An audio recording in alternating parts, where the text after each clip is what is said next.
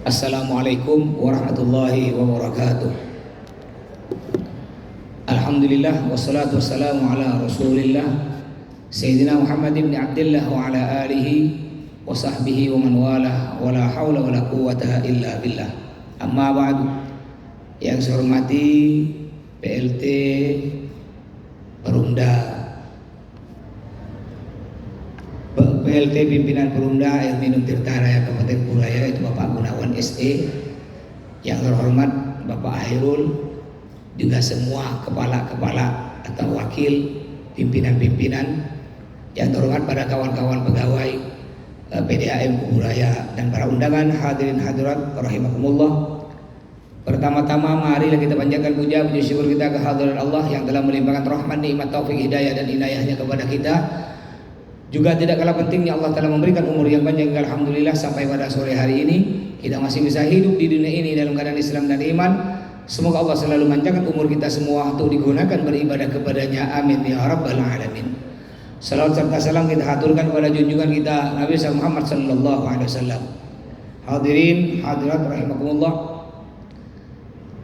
Sekarang ini banyak sekali umat Islam yang dengan santainya, dengan gampangnya, dengan entengnya, dengan beraninya dia meninggalkan perintah Allah. Kalau tidak percaya, coba kita lihat di jalan. Yang berani terang-terangan tak puasa, yang berani terang-terangan ngerokok di pinggir jalan, bukan orang lain, orang kita, Pak, orang Islam. Slow tak puasa. Alasannya kami kerja Pak Ustaz, tak kuat Pak Ustaz. Kami ini pegawai PDAM lapangan Pak Ustaz. Kalau yang Pak Gunawan, Pak Hairul di kantor sejuk Pak Ustaz. Kami ini di jalan, tak kuat. Ya nama orang puasa pasti aus. Boleh kita tak puasa kalau betul-betul aus nak mati, boleh. Ini jam 7 pagi udah batal. Aus dari mana jam 7 pagi? Itu namanya bual. Jadi banyak sekali umat Islam sekarang dengan santainya meninggalkan sholat, meninggalkan puasa. Saya langganan beras, Pak, Ibu ya. Tiap bulan saya beli beras 4 ton untuk 600 santri saya yang nginap. Belanja lauk satu hari 2 juta. Itu saya belanja beras dari Dolo kepada seorang non muslim. Ini langganan saya nih, tiap hari ngerokok. Di tokonya ngerokok, biasa saya ngawankan di ngerokok. Tapi kalau bulan puasa dia tak ngerokok tuh di toko tuh, di warung tuh, tak ada. Saya tanya, itu oke, ngapa kau tak ada ngerokok? Dia jawab, Pak Ustadz, saya tak ngerokok karena saya malu pada orang Islam yang puasa. Saya tak ngerokok Pak Ustadz karena saya hormat pada orang Islam yang puasa. Bayangkan, orang non muslim masih malu, masih hormat pada orang Islam yang puasa. Ini ada orang Islam kurang ajar, tak ada puasa, ngerokok di depan masjid. Na'udzubillah min dzalik. Makanya ayo kita nih Pak, Bu ya, yang puasa belum tentu puasa kita diterima, belum tentu. Apa kata Nabi Muhammad? Kam min shaimin laisa lahu min siyamihi illa al-ju' wal atash.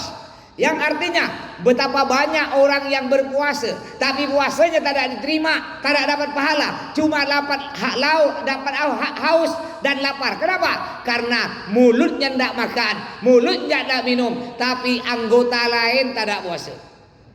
Mata tak puasa. Maksudnya ada puasa mata? Ya ada puasa mata. Contoh gimana? Tadi mohon maaf, tadi kan macet tuh jalan, makanya rata-rata terlambat. Alhamdulillah, saya pertama kali yang masuk di sini. Belum ada orang satu pun. Alhamdulillah, saya pertama kali masuk. Rupanya saya tak paham karena ngapa macet. Untung saya tak pakai mobil, Pak. Kalau pakai mobil mungkin dah tak nyampe kali ya. Pakai motor masih enak lah. Contoh, nih puasa mata contoh. Tadi kita berangkat di kan macet. Ketika di tengah jalan, mohon maaf yang muda-muda yang di tengah jalan, banyak tak perempuan-perempuan nampak paha? Gimana hukum kita lihat tuh? Boleh apa dosa? Dosa tak boleh. Batal tak puasa kita? Puasanya tak batal, tak batal. Artinya nanti habis lebaran dia tak wajib ganti. Puasanya tak batal, cuma pahala puasanya batal. Dia tak dapat pahala, cuma dapat letih. Apa kata Nabi Muhammad? Lakal ula wa lakal tsaniyah. Pandangan pertama tak dosa. Sekali pandang tidak dosa. Contoh, kalau tak sengaja kita pakai motor nih, nampak perempuan, nampak paha, kita terlihat, astagfirullahaladzim, kita noleh, astagfirullahaladzim, tidak dosa, tidak dosa. Tapi kalau begini, kayaknya mulus ya. Lihat aja yang kedua, yang kedua dosa. Ini puasa mata, belum pakai puasa mulut, mohon maaf bu. Mohon maaf bu ya, puasa mulut. Makanya bedanya, laki-laki perempuan kalau nangis beda. Kalau laki-laki nangis, tutup mata, matanya ditutup. Itu laki-laki. Ngapa? Karena dia tahu matanya banyak dosa. Kalau perempuan nangis, mulutnya ditutup. Ngapa pula? Dia tahu mulutnya banyak dosa. Ini terutama di mulut. Al-ghibah, apa kata ulama? Al-lisan saghir jurmuh kabir jurmuh. Mulut bentuknya kecil. Tapi walaupun mulut bentuknya kecil, kabir jurmuh, dosanya besar. Gara-gara mulut sama-sama kawan bermusuh. Gara-gara mulut atasan dan anak buah bermusuh. Makanya alhamdulillah ini contoh Pak Gunawan, Masya Allah, sebagai pimpinan baru kita nih ya, kawan-kawan PDAM, jadi pimpinan yang bisa berangkul semua nih, semua karyawan. Ingat, tidak selamanya kita jadi pemimpin, ada waktunya kita turun. Kalau kita dengan nak buah tak bagus, mohon maaf, dengan nak buah tak bagus, kita udah tak jadi pejabat, pensiun, ditabrak dari belakang anak budak-budak tuh.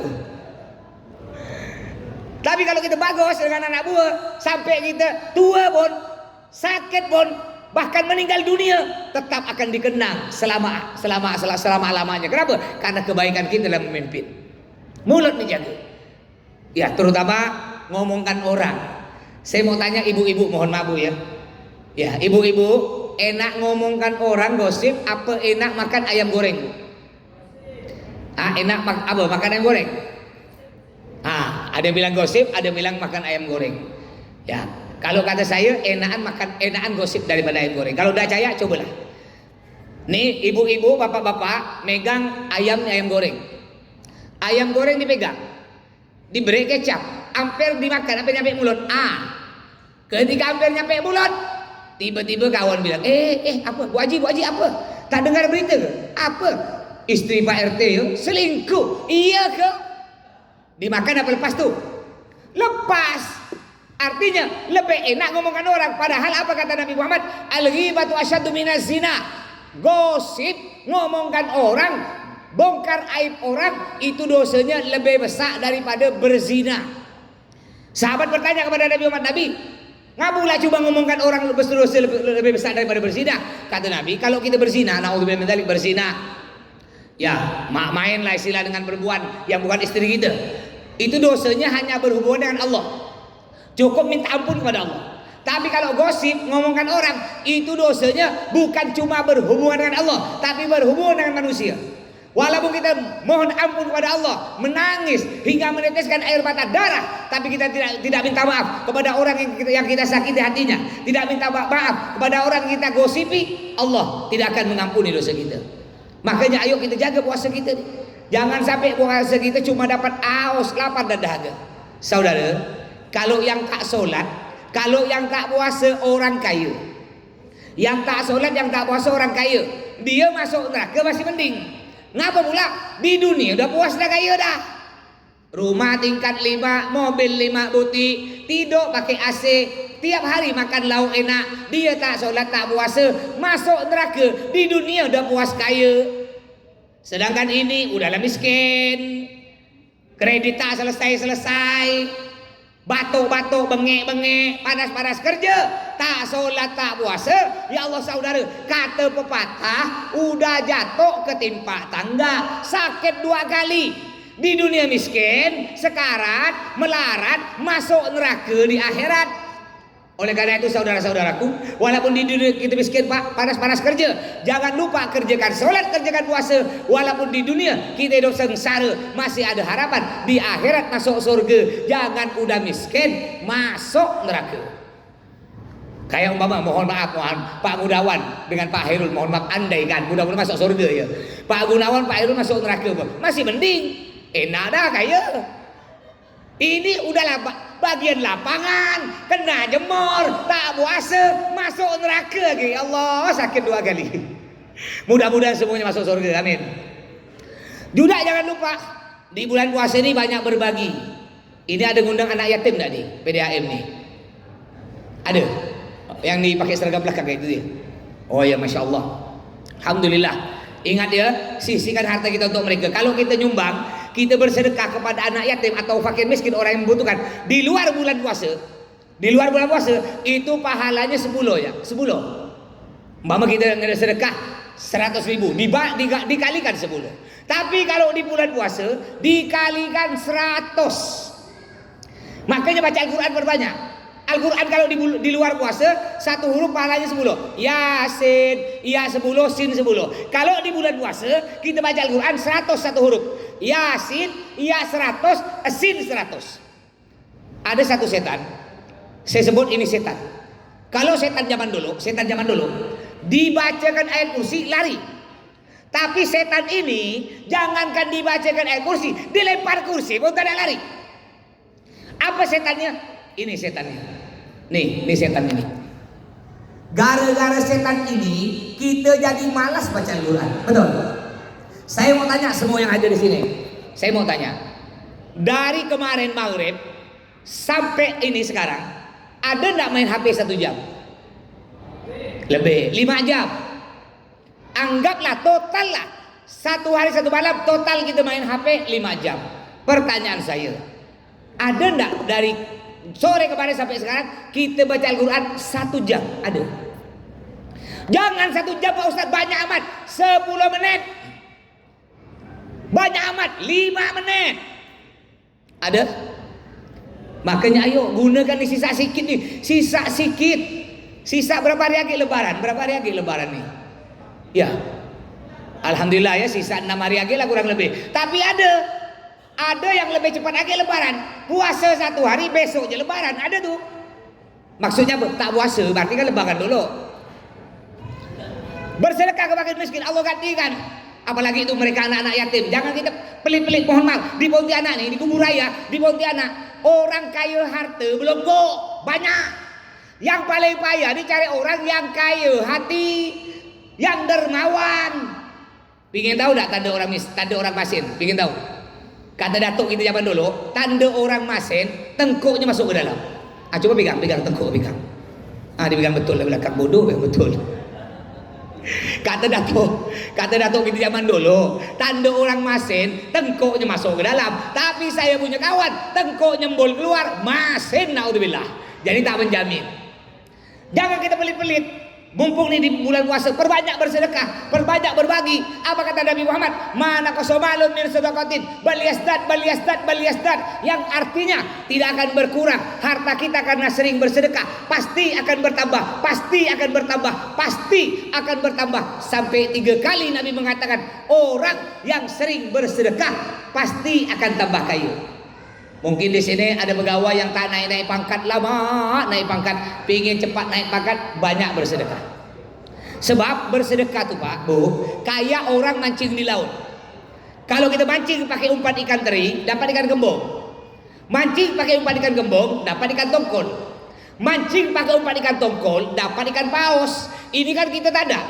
Mancing pakai umpan ikan teri, pingin dapat ikan paus. Ya mana pula ikan paus, nampak ikan teri terlalu kecil. Begitu pula kita, nyumbang tak berubah. Dari zaman Soeharto sampai zaman Pak Prabowo, tiap hari Jumat tak berubah, 1000 terus. Di tempat saya, pesantren saya, silahkan kalau mau main-main, ya di belakang mitra Anda Sungai Jawi, pesantren Al Jihad. Ya, di tempat saya di Sungai Jawi, kalau ada Pak Haji Masen dipanggil Pak Haji 1000. Ngapa dipanggil Pak Haji 1000 ya?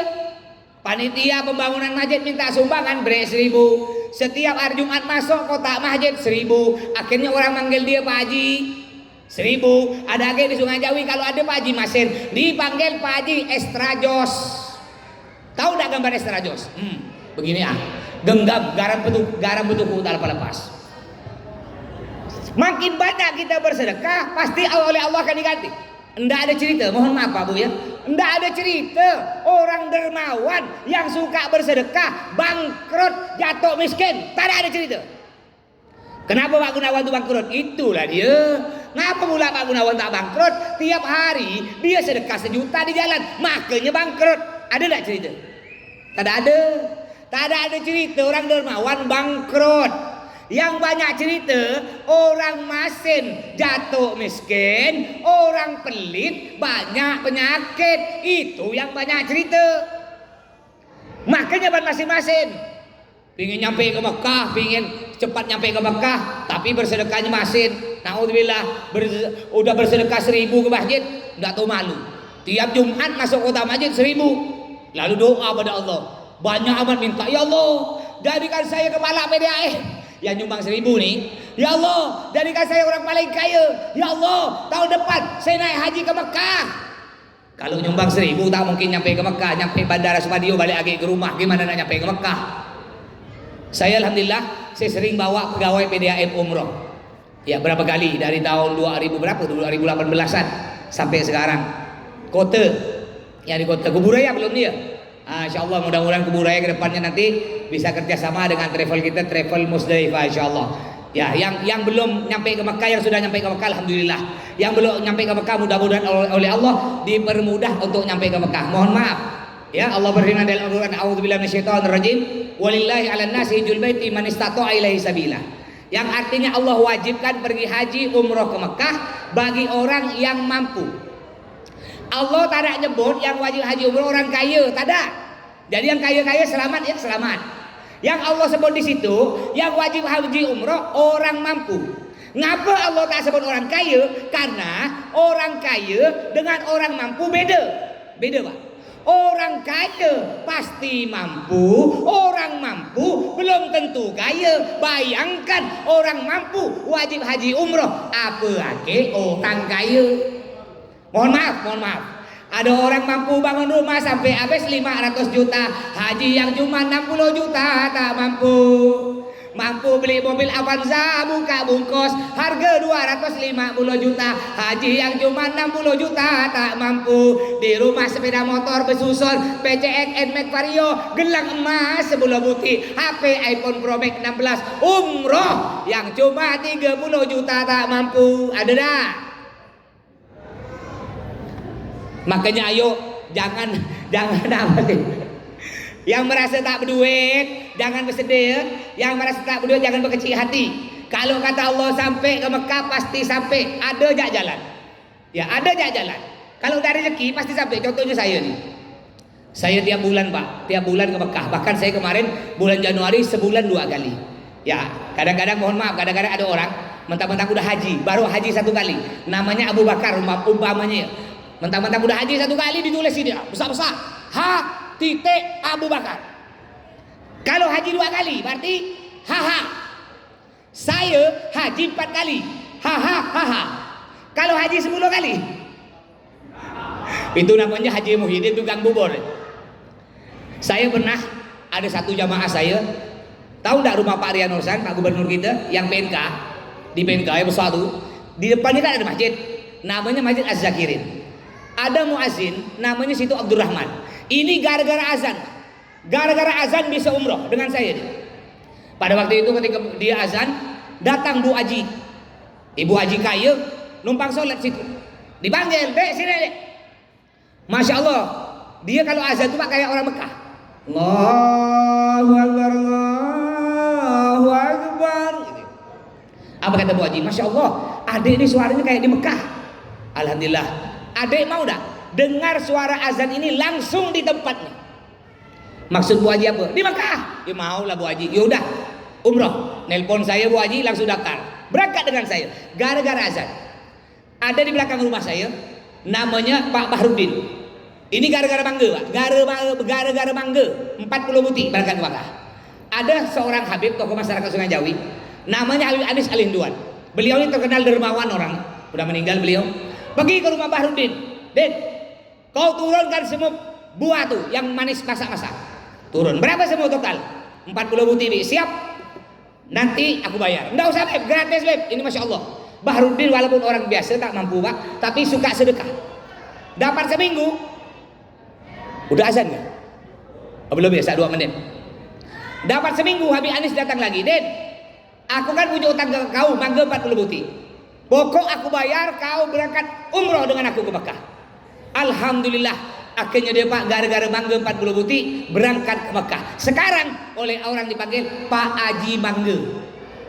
Gara-gara mangga. Mudah-mudahan oleh Allah semua yang belum sampai ke Mekah dipermudah oleh Allah sampai ke Mekah. Yang sudah sampai mudah-mudahan sampai lagi. Mudah-mudahan semua keluarga besar PDAM Kuburaya oleh Allah diberikan rezeki yang banyak melimpah barokah. Anaknya semua jadi anak soleh solihah. Amin ya rabbal alamin. Mungkin sampai di sini kurang lebihnya mohon maaf.